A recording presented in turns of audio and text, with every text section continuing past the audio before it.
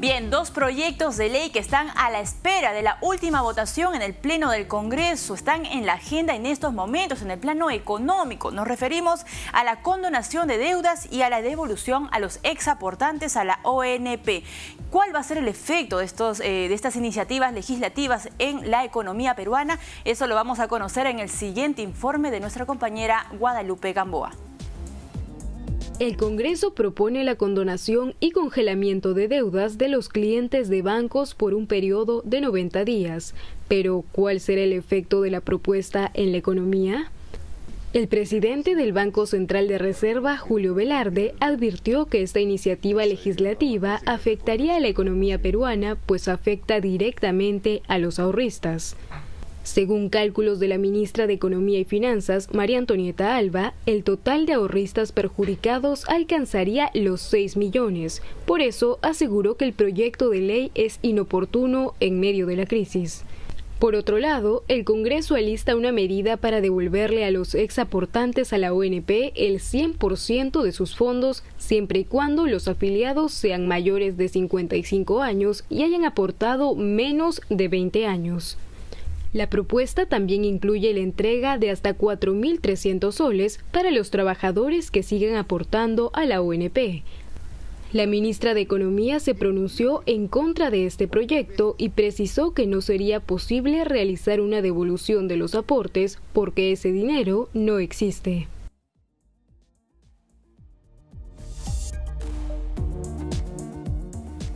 Bien, y para analizar este tema que es bastante interesante, nos acompaña Jorge Carrillo Acosta. Él es profesor de la UP y también experto financiero. ¿Cómo está, profesor Carrillo? Bienvenido. Gracias, Valeria, por la invitación. Un placer, como siempre. Bien, profesor, empecemos con el tema del proyecto de la condonación de deudas. Un proyecto que estuvo discutiéndose en la Comisión de Defensa del Consumidor en el Congreso. ¿Cuál es el efecto económico de este proyecto si es que se aprueba en el Pleno? Bien, mira, hay varios efectos, ¿ya? El primero, que yo la verdad creo que no es tan crítico en el fondo, porque no creo que se dé de la magnitud que lo han dicho, es el efecto de los ahorristas, ¿no? Es cierto que 9 de cada 10 soles que se prestan hoy día en la banca, en el sistema financiero, son de los ahorristas, ¿no? Y al congelar pues el pago de cuotas, ¿no?, y de deudas, lo que se va a hacer es dejarle su dinero a los bancos para que respondan ante esos ahorristas. Sin embargo, por ese lado yo creo que no hay que alarmarse tampoco mucho, porque existe hoy un seguro llamado Fondo de Seguro de Depósitos que te cubre hasta 100.000 soles, con lo cual no es un efecto tan nocivo, y además creo que la mayoría, eso sí, la mayoría de entidades financieras, por lo menos las que están enmarcadas en este dictamen, ¿no?, que solamente son bancos y financieras. Recuerdo que antes eran todas las instituciones en general, ahora se ha cortado a bancos y financieras, que incluso son 24. Creo que la mayoría está en capacidad de responder. Sin embargo, sí puede haber un efecto desgarrador de lo siguiente. No todos los bancos y financieras son tan sólidos, y alguna de ellas, tener 3 meses sin ingresos, sí les puede afectar la solvencia y podrían entrar, digamos, en quiebra. Si esto ocurre, más allá de que existe el seguro, sí se puede generar un temor de la población. Mira, ya me ha pasado que familiares, amigos me han preguntado por redes sociales o por WhatsApp: oye, mira, dicen que van a quebrar algunos bancos, mejor saco mi plata porque de repente me quedo colgado. Ok, ese pánico ya existe. Y ese es el problema. Puede hacer que mucha gente retire su dinero, ¿no?, y va a perjudicarse porque va a dejar de ganar intereses por un lado, y por otro lado pues no es lo mismo tenerlo en una institución financiera con la seguridad que te da tenerlo en tu casa, ¿no? Profesor, eso por el lado del ahorro, sí. Profesor, cuando usted dice que, claro, existe el Fondo de Seguro de Depósito que te cubre un poco más de 100.000 soles, pero hace algunas semanas salió la presidenta de la SBS y dijo, bien, eso ocurre cuando quiebra un banco, una microfinanciera, pero ¿qué pasa cuando empiezan a quebrar todos al mismo tiempo? ¿Hay dinero para digamos, brindarle este salvavidas a las personas o a las personas que tengan sus ahorros en el sistema financiero? Mira, el fondo total que existe hoy día cubre más o menos la tercera parte de todos los fondos que están por debajo de 100.000 soles en el Perú, entre bancos, financieras y cajas. Si es que ocurre una quiebra masiva, de hecho no va a alcanzar. Y lo que va a terminar pasando es que el Tesoro Público tiene que cubrir esa diferencia. ¿no? Claro. Pero claro, si los que quiebran son 3 o 4, el fondo va a ser suficiente para poder responderle. Así que por ese lado yo no me preocupo. Lo que más me preocupa, el lado que sí me parece crítico, es el lado del crédito. O sea, hoy las personas y las empresas necesitan de más crédito que antes porque no tienen ingresos, ¿no? Y requieren pues medidas de apoyo en cuanto a financiamiento. Entonces, imagínate que los ahorristas retienen su plata por pánico, hay menos dinero para colocarlo, para prestarlo a empresas y personas, y por otro lado, al tener 3 meses sin ingresos, sin cuotas, los bancos, las financieras, también van a tener menos dinero que represtar a las personas y empresas. Entonces, el gran afectado, más que el ahorrista, va a ser la persona que necesita préstamos. Porque al reducirse la cantidad de dinero que existe en el mercado para prestar, los bancos van a ser más selectivos. Y entonces no le van a prestar a los que antes le prestaban. Ese es el tema que a mí de pronto más me preocupa, además de la confianza en el sistema financiero. Cuando caen 2 o 3 empresas financieras, lo que va a ocurrir es que la gente ya no va a tener la misma confianza que tenía en el sistema, ¿no? Y eso es perjudicial porque sería retroceder varios años en lo que se ha avanzado en inclusión financiera. Y quedaría de lado esta reactivación económica que tanto anhelamos. Precisamente es porque las personas están buscando créditos para abrir un pequeño negocio. Por supuesto, ¿no? Y uno de los pilares de la economía pues, es la fortaleza del sistema financiero. Y si tú haces una medida como esta, estás perforando el sistema, ¿no? Además, fíjate otra cosa, creo que es un poco inoportuna la medida, porque ya a la fecha, según información oficial, cerca del 60%, hasta un poco más, de todos los créditos de personas y empresas ya se han reprogramado. O sea, ya se ha conversado con las entidades financieras y se han hecho nuevos programas de pago, ¿no? Incluso teniendo 3 meses de gracia, sin pagar hasta septiembre, ¿no? Alargando los plazos hasta unos 80 meses, ¿no? Cerca de 7 años. Profesor, con lo cual la cuota se reduce. Profesor, este proyecto de ley tuvo varias revisiones y también varios ajustes, ¿no? Usted lo mencionaba en un inicio. Se incluía en un principio el sistema financiero, pero luego solamente se acotó a los bancos y a las financieras. ¿El efecto va a ser el mismo? Es decir, ¿el efecto que va a causar en el sistema financiero esta crisis de la que hablaba incluso el presidente del Banco Central de Reserva va a ser igual? No, desde el punto de vista de las entidades críticas, digamos, no es lo mismo, porque de hecho, por ejemplo, ¿a quiénes se está exonerando de esta medida? A las cajas municipales, a las cajas rurales y a las SEPTIMI. ¿Sí? Y, por ejemplo, más de la mitad de las cajas rurales, de las 7 cajas, 4, estaban presentando pérdidas en lo que iba del año. Entonces, una medida así, para una caja que ya tiene pérdidas en estos primeros 6 meses, la termina de notar. Entonces, ahí sí no hablaríamos de 3, podemos hablar de 10 entidades que podrían estar quebrando. Porque, ¿cuántas? claro, unas 10 o 12, porque son más sólidas los bancos y financieras que las cajas municipales, rurales y SEPTIMI, ¿no? Entonces, el efecto va a ser menor, de hecho. Como te decía, la SBS decía que de las 24 podían estar en peligro 13, la mitad más 1. No sé si tantas. Yo creo que unas 3 podrían verse problemas de insolvencia y podrían ser intervenidas por la superintendencia. Pero igual, y como efecto no es mucho porque son 3, lo que preocupa es el pánico que puede generar que caigan 3 o 4. Porque la gente ya piensa, bueno, ahorita caen 3, después te va a caer 10. Ahora, la pregunta que la dejo al aire porque vamos a una pausa y regresamos con usted ¿es momento de retirar su plata? ¿Qué le dice usted o qué le aconseja a una persona que de repente tiene sus ahorros de 4.000 hasta 10.000 soles en el banco y le dice, tengo miedo, es momento de sacar mi plata del banco? Bien, con esa respuesta nos vamos a una pausa y regresamos con Jorge Carrillo Acosta.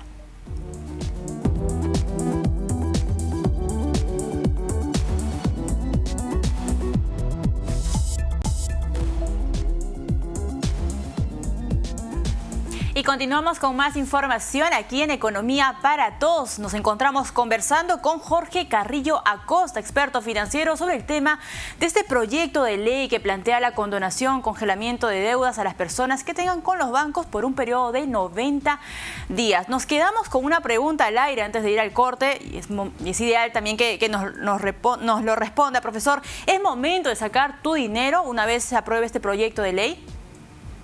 No, lo que yo le recomiendo a la población, a los que nos están viendo, es calma. O sea, no es un tema, no es el apocalipsis financiero, porque este tema puede hacer que, sí es cierto, puede hacer que una que otra entidad financiera entre en insolvencia, pero lo primero que hay que tener claro es que en general, tanto los bancos como las financieras son empresas sólidas y en un resultado global tienen el respaldo como para aguantar una medida como esta. Entonces, por el lado de los ahorristas, tener un poco de tranquilidad. Y además recuerda lo que comentábamos al inicio, ¿no? Existe un seguro, ¿no? Que es el Fondo de Seguro de Depósitos, que te cubre todo lo que tú puedas haber ahorrado, incluido intereses, hasta por 100.058 soles. Entonces, este seguro ya ha demostrado que ha respondido. En diciembre del año pasado, una financiera justamente quebró y el seguro pagó a todos los ahorristas en 2 meses y medio. Entonces, tranquilidad, porque no va a ser una quiebra masiva, y más bien hay que seguir confiando en el sistema. Repito, puede haber una que otra entidad financiera que no sea tan solvente. De hecho, a la fecha había un banco que estaba en pérdida, de los 16 bancos o 15 que estaban funcionando, y de las 8 o 9 financieras había una que estaba en pérdida y otra que estaba con utilidades bien poquitas, y probablemente esas tres pues sí acumulen menores resultados y puedan tener un resultado en rojo y probar insolvencia, pero la gran mayoría no. O sea, la gran mayoría van a poder aguantar el problema. Como te decía, el problema no viene por los ahorristas, yo les diría tranquilidad. El problema mayor viene por el lado del crédito, porque se reduce el universo de dinero del mercado para poder prestarle a las personas y a las empresas. Profesor, ahora el tema de la ONP, ¿no? Este proyecto de ley que permite o permitiría retirar el 100% a los exaportantes mayores de 55 años y que hayan aportado menos de 20 años. Pero además se agrega otro punto interesante para los afiliados a la ONP del retiro de hasta 4.300 soles, ¿no? Una UIT. ¿Cuál es allí la reflexión? Porque lo que repite la ministra de Economía y Finanzas es que esto va a afectar a los jubilados. A ver, 3 cosas. Primero, que a diferencia de la AFP, el aportante de la ONP no tiene una cuenta individual, ¿no? La AFP se basa en un sistema de cuentas individuales, la ONP se basa en un sistema llamado sistema de repartos. ¿Qué significa eso? Los que están aportando ahora en la ONP, los jóvenes de la ONP, aportan más o menos en el Perú el año pasado unos 4.000 millones de soles. Esos 4.000 millones de soles van para pagar a los jubilados de la ONP. O sea, esa plata no se guarda, esa plata se utiliza para pagar a los jubilados de ese momento, de ese año. ¿Sí? Con la idea de que cuando yo, si estoy en la ONP, cuando yo me jubile, mi jubilación salga del dinero de los jóvenes de ese momento que están aportando su 13% de la ONP. Entonces, no hay fondo. O sea, no es que, oye, los aportantes de la ONP que saquen también de sus fondos. No, porque no existe fondo. Esa plata ya no está. Esa plata está en los bolsillos de los jubilados de hoy. ¿Sí? Y otra cosa importante, ni siquiera esos 4.000 millones de soles que te comentaba alcanzan para pagarle a los jubilados. Porque la pensión de los jubilados es superior a los 5.000 millones. Lo que quiere decir que el Tesoro Público, nuestros impuestos, terminan cubriendo la pensión de los jubilados de hoy. O sea, ya como estamos, no alcanza los aportes de los actuales afiliados o aportantes a la ONP.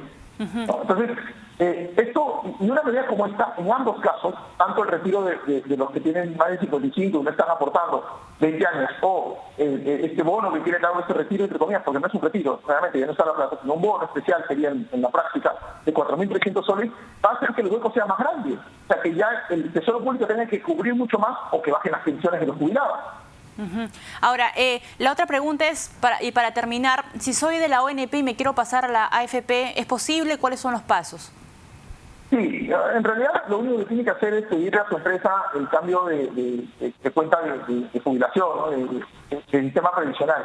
En algunos casos, y habría que verse desde cuándo están aportando, etcétera, puede haber algún bono de reconocimiento. O sea, una parte del aporte que se hizo a la ONP puede pasar a la AFP, pero en otros casos uno pierde todo lo que aportó. O sea, simplemente se cambia la AFP y empieza desde cero a acumular pensión. Y eso también es medio crítico, ¿no? Para el que quiere pasarse a la AFP. Y, profesor, para ya la última pregunta, ¿qué hacer qué ayuda a brindarle a los afiliados? Porque los afiliados a la ONP dicen, a los afiliados de la AFP le brindan esta facilidad de retirar parte de sus fondos, y a mí, que he aportado, que también es mi dinero, ¿cuál es la ayuda que debería extender el gobierno? Mira, vamos a comentar sobre las dos propuestas. Para aquellos que tienen 55 años o más y no llegan a 20 años de aporte, es desde un punto de vista lógico injusto, porque hoy día no reciben pensión.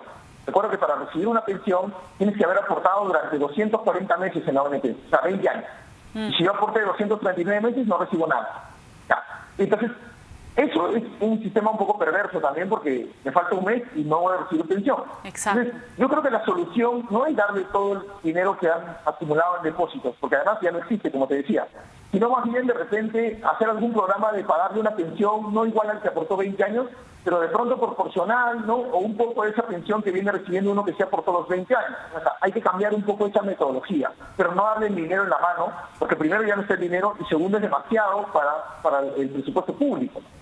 Por el otro lado, o sea, que yo creo que esa medida debería descartarse. En el tema de los 4.300 soles, yo lo entiendo por un tema de equidad, ¿no? Si a los de AFP se les dio, el gobierno central les dio 2.000 soles de posibilidad de retiro y el Congreso les ha dado la posibilidad de retirar el 25% hasta 12.900, a nosotros no nos dan nada.